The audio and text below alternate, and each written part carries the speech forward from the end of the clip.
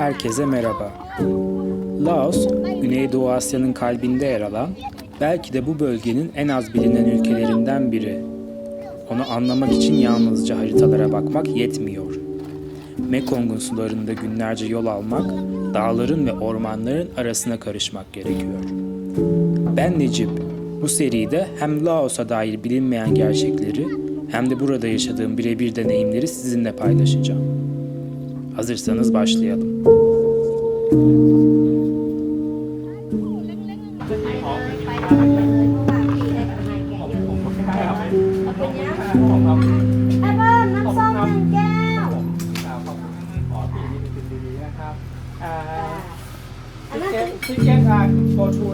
I am Necip. This is Sam. Okay. มันจะสต็อป on the way ก่อนเพราะว่าอย่างนี้มันจะซื้อกันบ๊ายบายตื่นแล้วกินกันบ๊ายบาย Goodbye. Thank you for everything. February Yes. January February. Let's see. Şimdi gidiyoruz. Görüşürüz. Kendine çok Aynen. Ne güzel olur. Bir gün bile olsa görüştük yani. Evet Böyle ya. denk gelmek çok güzel. See you bro. yes I know me too I'm a I good got guy emotional, right? Oh no, I'm single. Okay, I will cry in the bus, okay? See you. bye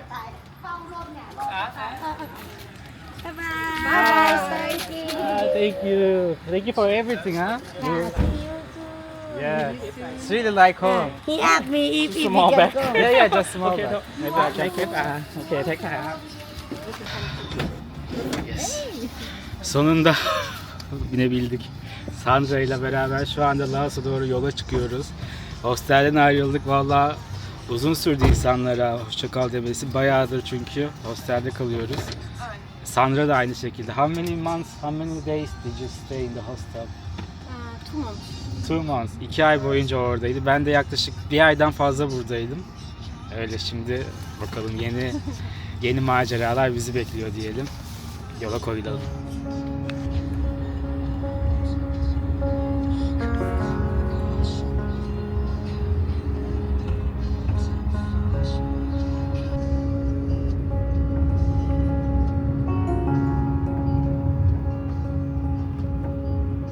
Şimdi bugünün planı şöyle. Biz Sandra ile beraber Laos'a yavaş botlarla geçeceğiz. Daha doğrusu Laos'a otobüsle geçeceğiz. Sonra sınırda bir köy var. Bu gece orada konaklayacağız. Yarın sabah da o köyden bu yavaş botlara biniyor olacağız ve yaklaşık 2 gün boyunca botlarla hareket edeceğiz. Laos içinde Mekong kıyısı boyunca. Şimdi mola verdiğimiz yerin etrafını göstereyim size.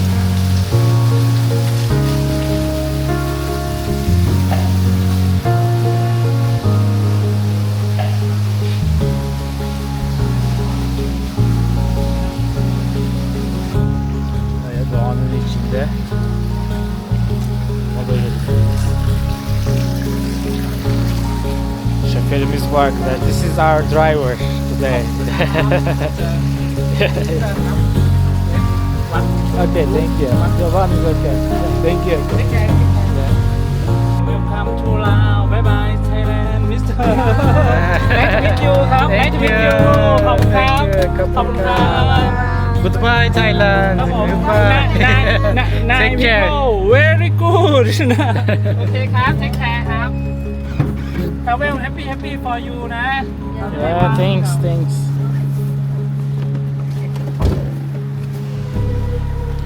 Evet, şu anda Tayland'a veda ediyoruz.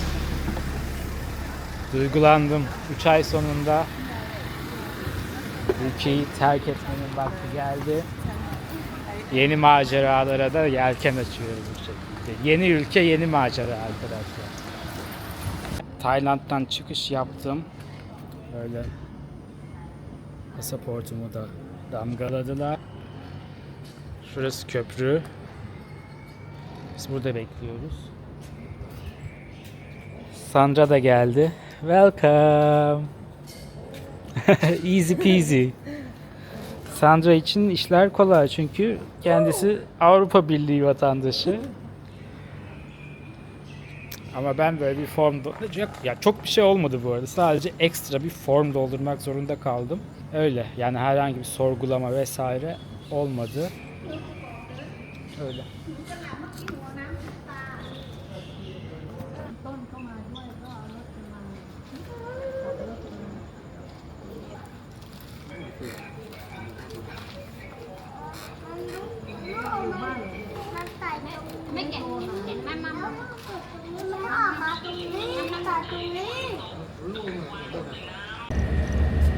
Şimdi otobüse bindik.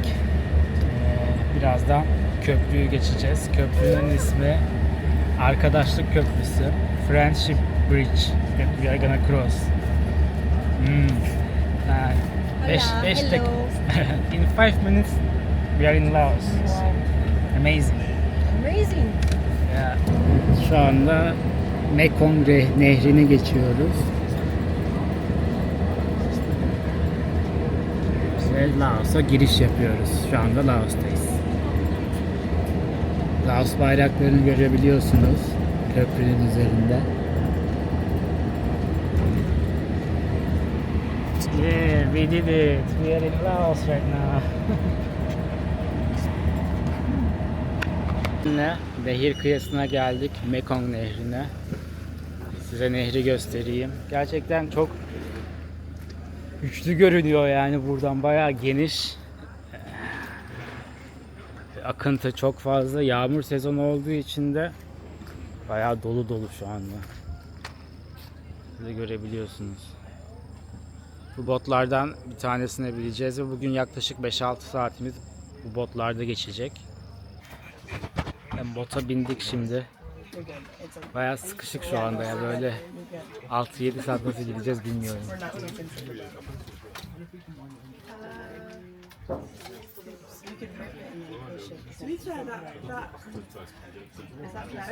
What's your name? Jeremy. Jeremy. Yours? Necip. Sorry? Necip. How do you spell it? Necip. Okay. Necip, but like Yeah. Necip.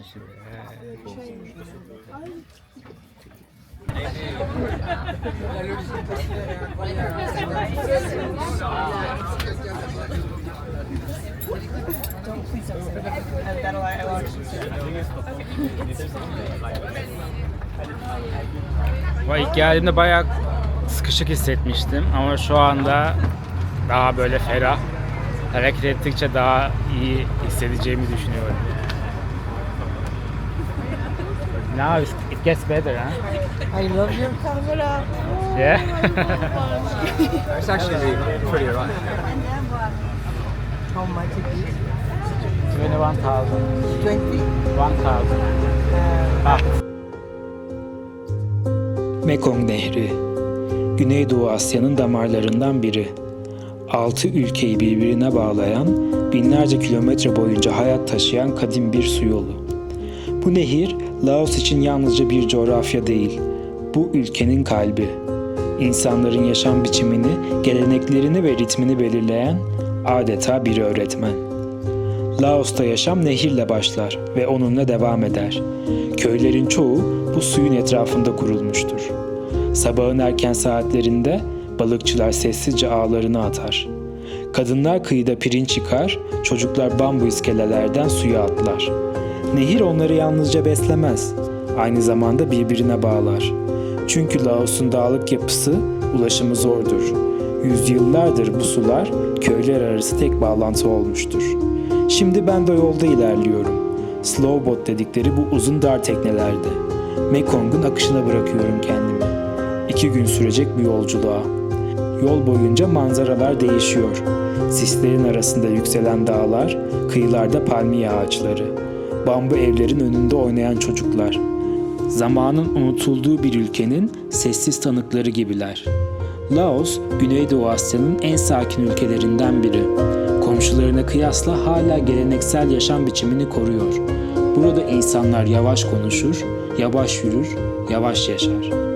Budist kültürü derindir. Sabah erken saatlerde rahipler köylerin arasından geçer. Halk onlara yiyecekler sunar. Bu binlerce yıldır süregelen bir denge alışverişidir. Vermek ve şükretmek üzerine kurulu bir yaşam felsefesi. Laos'un insanını anlamak için fazla söze gerek yok. Çünkü onların huzuru yüzlerindeki ifadede saklı.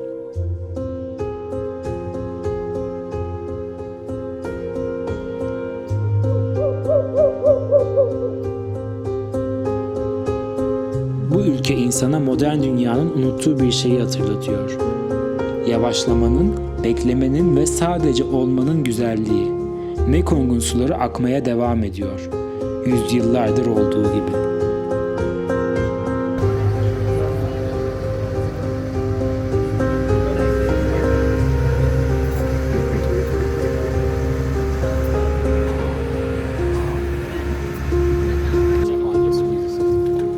Yeah, no, I did. Last summer I went to Indonesia for work. I ended up like not doing any of the islands, just kind of stuck to like remote regions.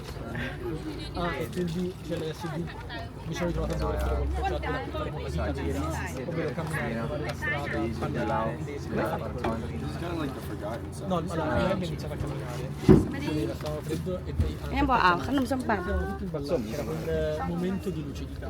Quindi diciamo no, ok, no, noi non possiamo imparare, non andiamo a guidare, se noi ce la facciamo. What is this? Quindi avevamo guidato la in motrina era poco, però ieri era quasi.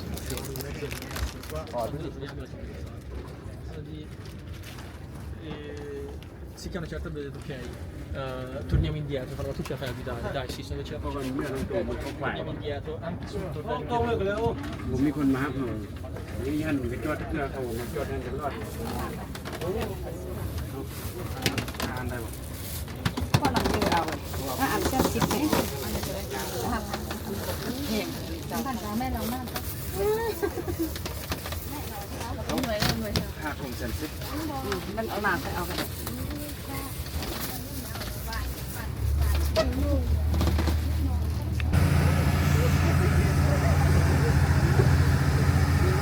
Burada İspanyalı teyzemle. You can say hi to my followers. Hello เอาคนชื่อจอน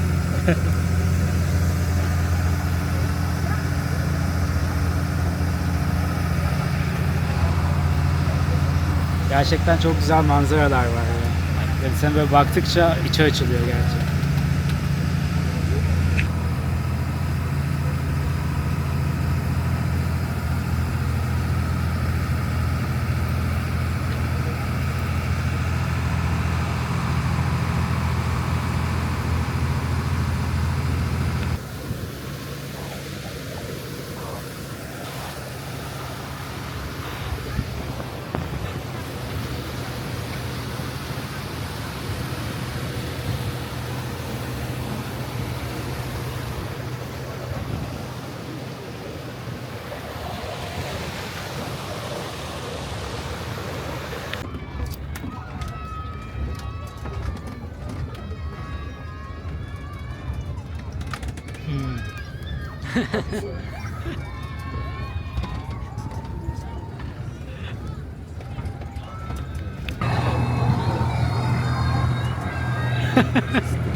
So cute.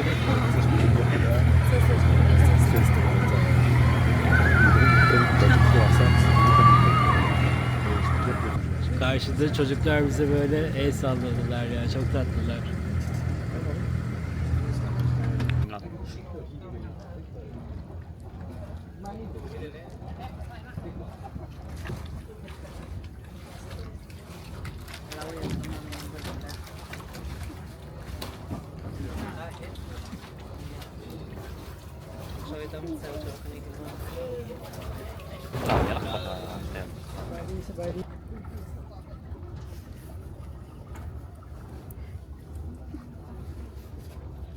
그래 단은 왔어.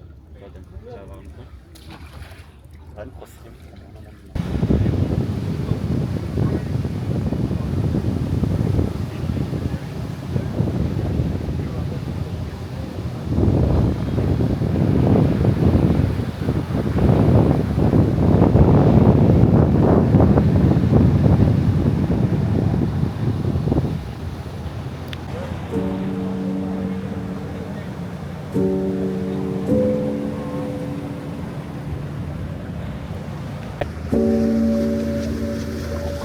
Şurada küçük bir köy görüyorsunuz. Böyle derme çatma evler var. Toplasan 20-30 tane böyle kulübe tarzı evler var. Bazen şey düşünüyorum, acaba buradaki insanlar ne yiyor, ne içiyor, günlerini nasıl geçiriyor? Düşünsene böyle bir nehirin kıyısında bütün hayatını burada geçiriyorsun, kulübede. Tepelerin, dağların arkasında. Ne hayatlar var gerçekten. Yani sanırım bu yüzden gezmeyi, seyahat etmeyi, yolculuk yapmayı seviyorum. Çünkü böyle farklı insanların hayatlarını da görüyoruz. Onların hayatlarını anlamaya çalışıyoruz. Kendi hayatınla karşılaştırıyorsun.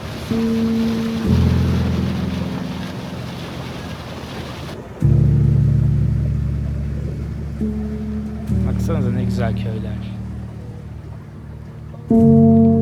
Ve bu köylere ulaşım sadece bu nehir üzerinden sağlanıyor. Yani herhangi bir başka bir ulaşım aracı yok. Sadece botlar var. O yüzden araba, motor vesaire görmüyorsunuz.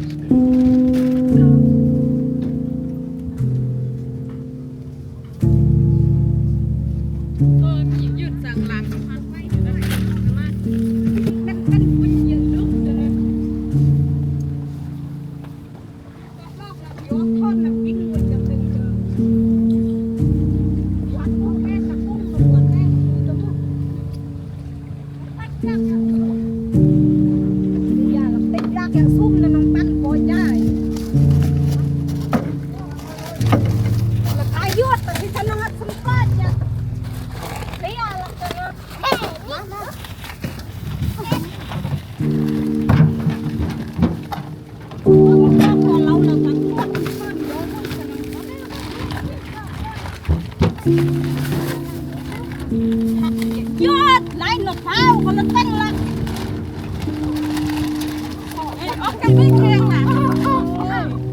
Bắt người ta tay nó là gì đi là như thế này. Thật là nó.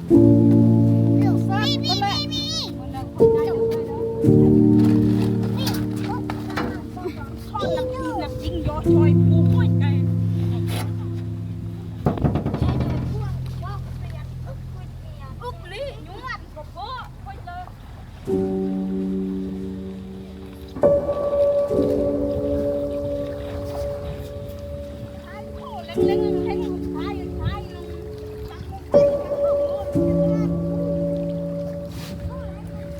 Buradakilerin sinirleri birazcık gergin.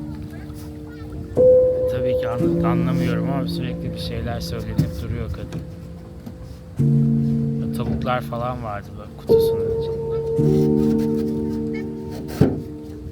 Anlamıyorum.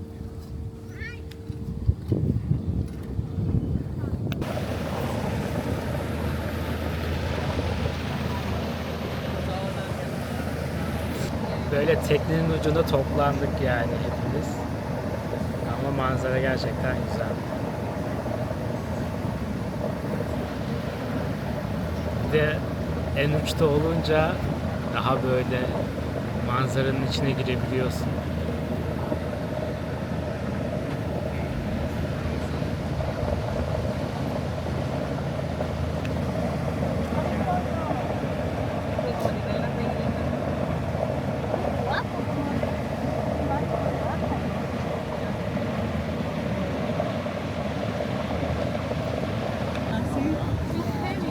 Yavaş yavaş bu gece kalacağımız kasabaya yaklaşıyoruz. Pangbeng diye bir kasabada kalacağız. Yarın sabah tekrar aynı botla hareket edip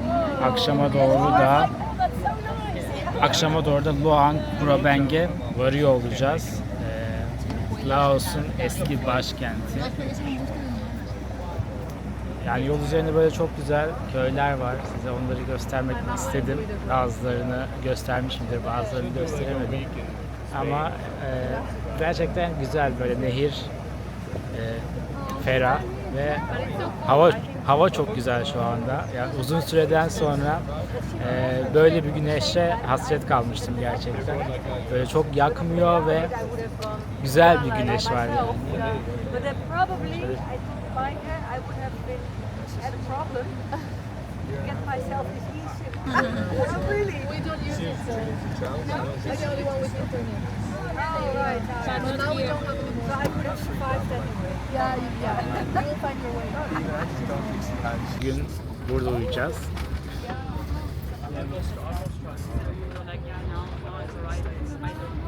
Böyle tatlı küçük bir yer. Yamaç, dere yamacına kurulmuş bir bar falan var. Böyle palmiye ağaçlarını görebiliyorsunuz. Şimdi tekneden inince kalacak yer bakacağız. Şimdi tekneden indik. İndim.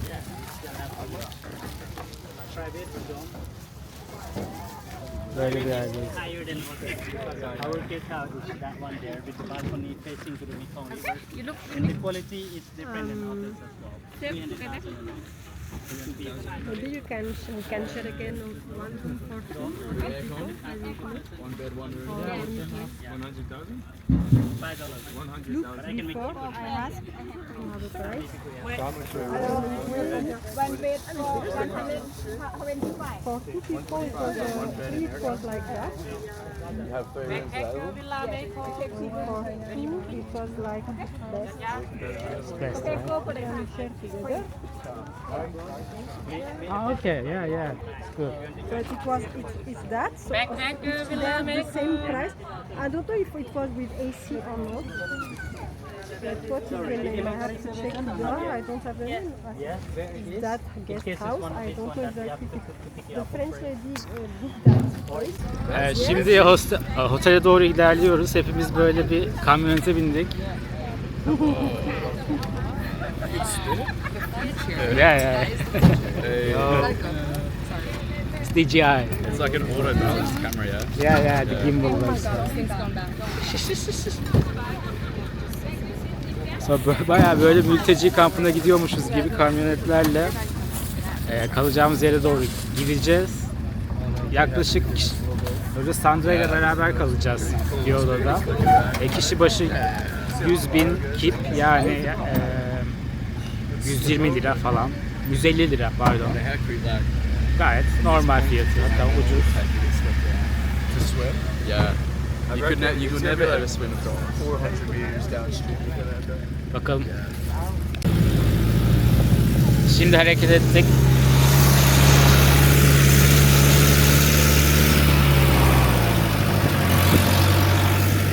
Çok değil, bir dakika sürecekmiş.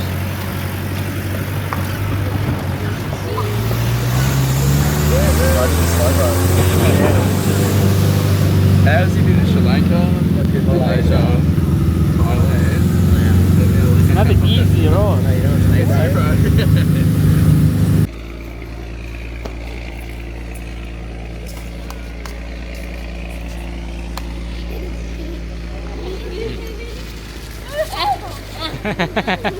Hello.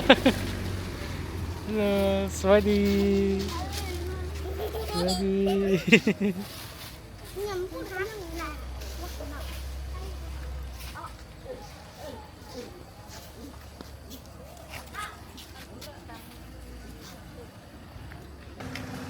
Şimdi burayla ilgili ilk izlenimlerim, Laos'la ilgili ilk izlenimlerim şunlar. Tayland'a nazaran daha fakir bir ülke. Bunu işte sokaklardan, caddelerden, insanlardan anlayabiliyorsunuz. Evet, Tayland'da şununla karşılaşmazsınız. Mesela burada sizi çocuklar gördüğünde money diye peşinizden geliyor. Çünkü turist olarak sizde paranın olduğunu biliyorlar ya da birileri bu çocuklara bunu öğretmiş. Tayland'ın en ücra köşesinde bile böyle bir şeyle karşılaşmadım. Ama buraya gelir gelmez çocuklara böyle bir selam vermek istedim. Ve arkamdan böyle money diye bağırarak koşmaya başladılar. Yani neden böyle? Çünkü burası daha fakir bir ülke. Onun dışında şu an bulunduğumuz yer hem turistik bir yer hem de değil, yani bir köy aslında. O yüzden hani genel olarak da Laos'la ilgili bir fikir edinebiliriz burada diye düşünüyorum. Böyle meyve pazarları var. Nasıl meyveler var bakalım. Mesela erik, mandalina, ejder meyvesi. Bunun ismini unuttum. Güzel bir meyve bu da. Yine erik. Tayland'da çok erik görmüyorum. Burada erik daha fazla. Şeftali, mango. Evet, bir şeyler alalım.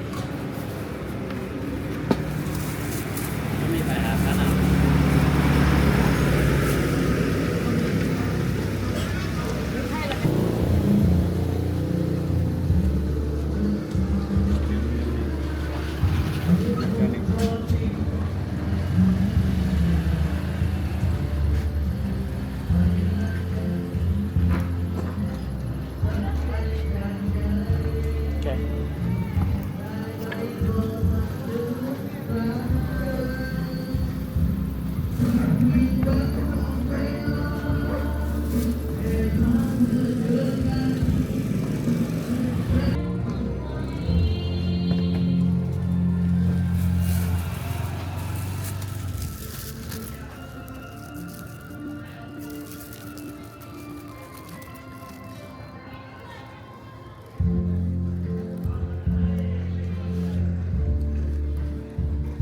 Thank you.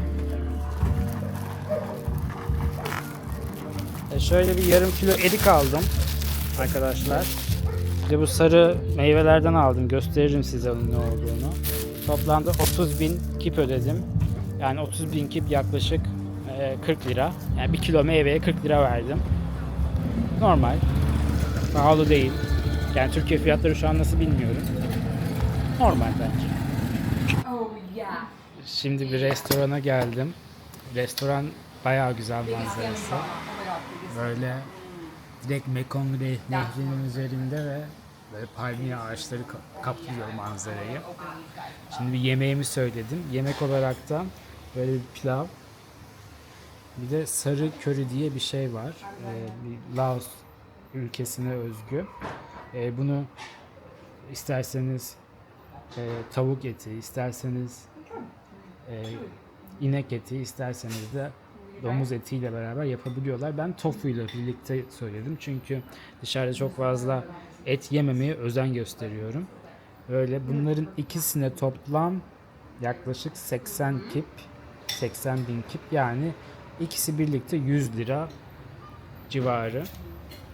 Gayet uygun. Yani Laos ucuz bir ülke. Sandra da geldi.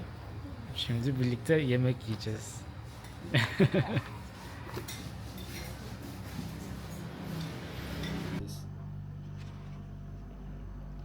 Böyle.